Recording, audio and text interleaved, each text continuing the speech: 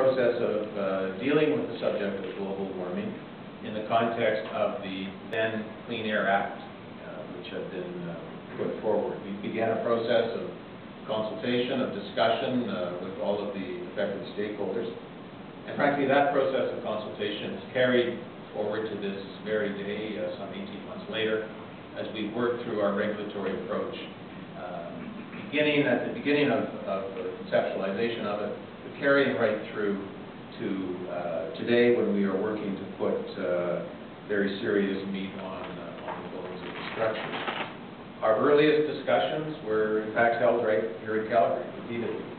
We met numerous times, discussions individually and collectively with environmentalists, with conservationists, industry leaders, corporate executives, NGOs, and we also heard, of course, from the public through letters and emails and so on.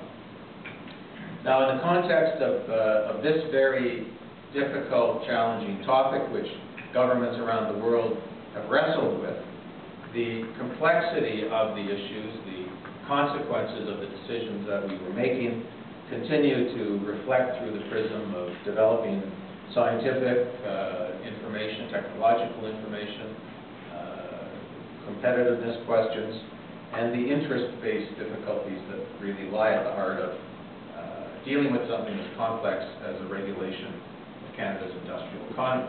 And that really was the road that we embarked down, to do nothing less ambitious than that, to come forward with a regulatory framework that would govern industrial greenhouse gas emissions in Canada, essentially applied to the entire industrial framework of our country. To put that in context, Canada accounts only for 2% of the world's greenhouse gas emissions, but the controversy arises not from the absolute levels, but rather from our stewardship obligations internationally, and from the fact that our per capita emissions are amongst the highest in the world. And so, hence the debate between so-called absolute emissions and intensity-based emissions.